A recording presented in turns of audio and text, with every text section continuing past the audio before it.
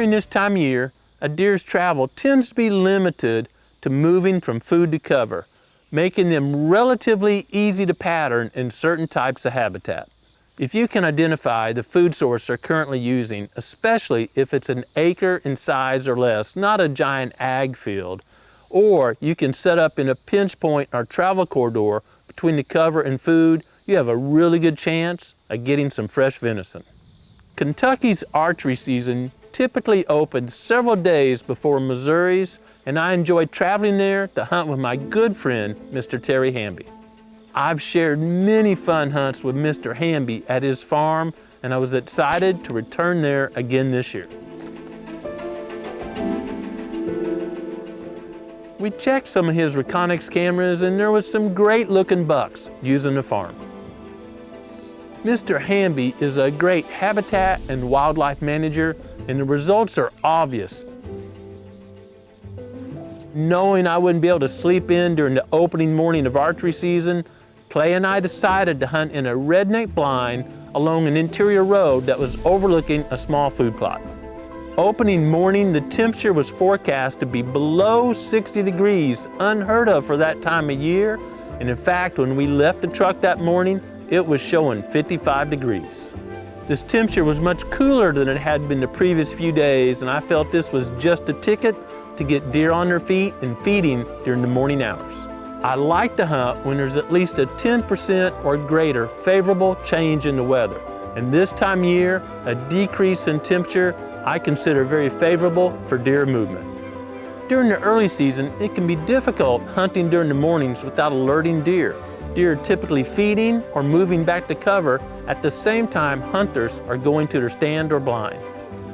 However, I felt due to the cooler temperatures, deer may wait till right after sunrise to get up and feed, giving us time to slip in and take advantage of the situation.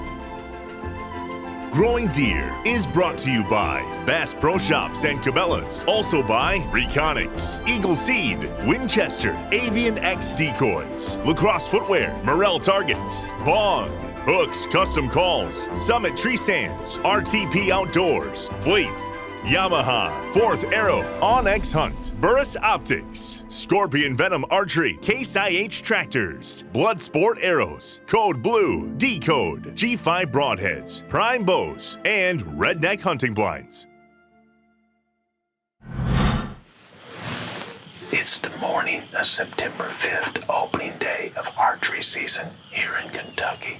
We're hunting at my good friend Mr. Terry Hamby's property, and we've seen a few deer skirting around. There is no wind this morning, and it's our first morning here, so we decided to set in a redneck blind at a crossroads and little food plot right here, just so we can maybe get a pattern of where deer are moving. Got the bow here, may get something within range, but our primary objective this morning is to see where deer are moving and learn about the property.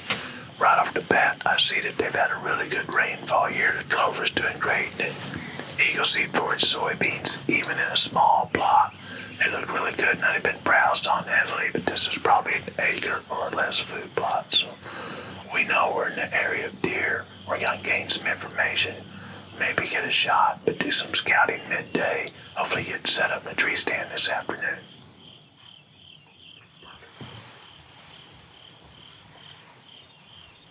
Daylight was just starting to come through the trees when we noticed several deer feeding in the back of the plot. Hey, that's a dark one. Look how dark that is. Yeah.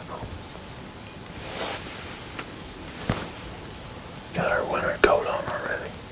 These deer were really gobbling down the Eagle Seed forage soybeans. These deer never presented a shot, but it's always a great feeling to see some deer during your first set. It wasn't long till we spotted a different group of deer down the road. Suddenly, these deer were obviously alert. The bobcat bounded into the timber and the deer started feeding again. As we were watching these deer, one of us turned around and spotted some deer feeding in the beans behind us. Is he working on scrape? Yeah, he was doing it earlier too.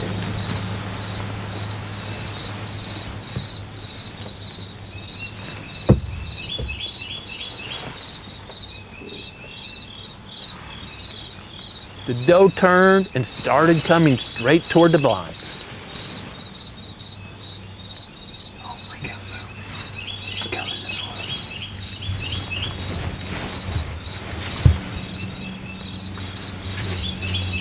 Oh, she's gonna come right here.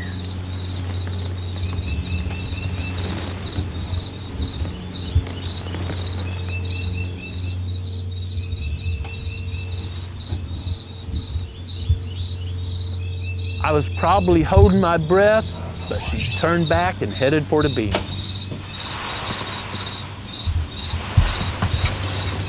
Are you on it?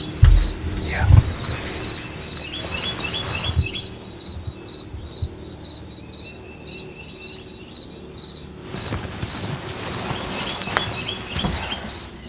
I'm good.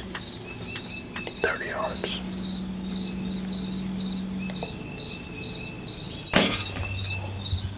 You smoked her.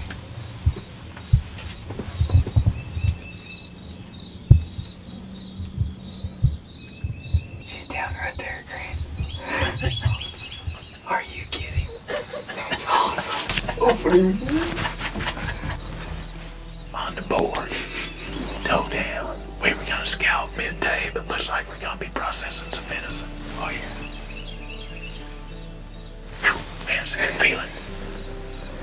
Good way to start off 2020. Yeah. Just out of Redneck and pretty excited to go retrieve the first deer of the season. Should be an easy recovery. Place saw her stumbling down, but I like to follow the blood trail and see what lessons I can learn. Somewhere right in here, I believe. Oh, I see it.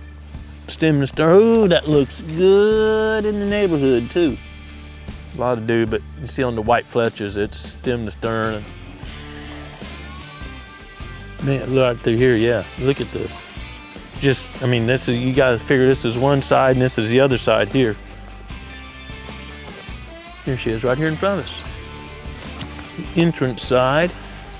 Got that summer coat on, really thin hair. Let that heat out. Blood, legs are all bloody. Definitely did the damage. Double lunger, but high. And a little bit far back. She made it a hair a bit farther than I thought. We saw where she stumbled and thought where she went down. She made an additional 50 yards, so probably 110 yards, something like that.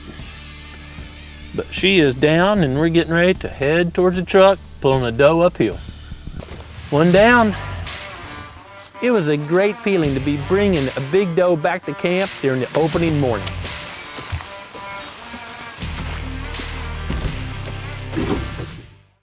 Once back to camp, we set up the redneck hoist to start processing the venison.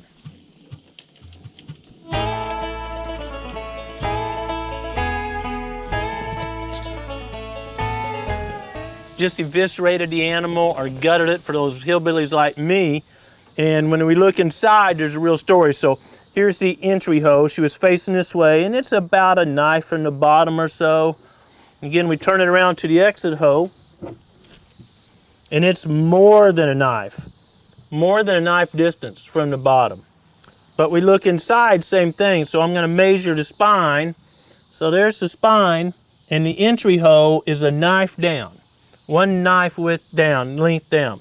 I go to the exit hole, and it's only that far down from the top, so inches different. How can that be? Well, she reacted to the sound of the bow going off and the arrow traveling to her. Most deer do. And she dropped and rode toward the closest cover. If you're thinking before you shoot, deer are gonna go towards the closest source of cover. And because she dropped and rode so much, the arrow actually exited higher. Even though I was in a 10-foot tall redneck blind, the arrow exited higher than the entrance. Very interesting. This hunt illustrates some lessons about hunting during the early season, and I'd like to share a few. We often talk about how important it is, especially for bow hunters, to locate bottlenecks or pinch points. And during this hunt, the attractive food source served as our pinch point. All the deer were coming to that location. Mr. Hamby had planted some food plots with Eagle Seeds 4-H soybeans. But what you may not know, there are several acres of agricultural land on this farm. And those fields were planted with production beans. Production beans tend to mature much earlier those leaves were already brown and no longer attractive to deer, putting that feeding pressure that just a few weeks ago was spread out over the ag fields into those smaller food plots. If you planted or hunted over Eagle Seed forage soybeans, you know what I'm talking about. They mature much later than ag beans. In fact, oftentimes, depending on where you hunt, a frost will terminate them. They won't mature to termination like ag beans, but that's okay because they've been bred to be making lots of pods and still providing green, lush forage on top. A pinch point isn't always a physical barrier, crunching down where deer have to pass through. In this case, it was an attractive food source, one of the few really attractive food sources on the property during that week. Here at the Proving Grounds, it's still really dry, just enough moisture for the food plots to be growing well. So water's a limited resource, especially standing free water. Our creek is primarily dry, but there's a couple of ponds on the ridge top that are holding water. And with the right wind, I believe they'd be an excellent hunting location because now we're hunting over a very small, limited resource. I believe weather conditions were also a huge factor in the success of this hunt. The temperatures were quite a bit cooler than normal. I believe cool enough that deer stayed in cover and then got up to feed after the sun started warming the air up just a tad. And that was just enough of a window for us to slide into the blind without alerting deer. There was almost no wind that morning, so we opted to hunt out of a redneck blind. When the wind speeds are less than 8, 9, 10 miles an hour, depending on where you hunt, the wind can easily swirl, and that's especially true if you hunt in areas that have a lot of timber, just making little pockets, little eddies like water swirling around, or really steep terrain can allow that wind to swirl unless the breeze is pretty stiff. Swirling winds, of course, pick up the odors and tend to make a cone around the source of scent. Well, that cone can be 30, 40, 50 yards or more and kind of effectively keeps deer from getting into archery range.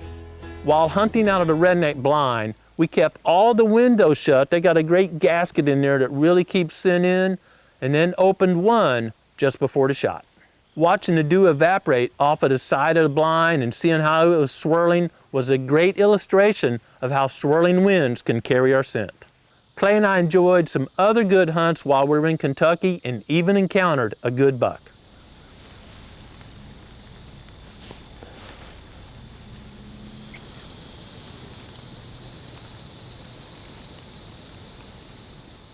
Unfortunately, he never presented a shot opportunity, but that's okay. I still got that tag in my pocket, and I look forward to returning and hunting with my friend Terry Hamby.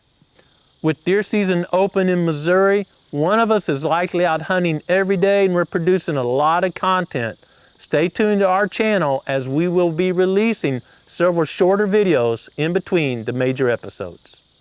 Deer season is a great opportunity to provide your family with some fresh, healthy venison.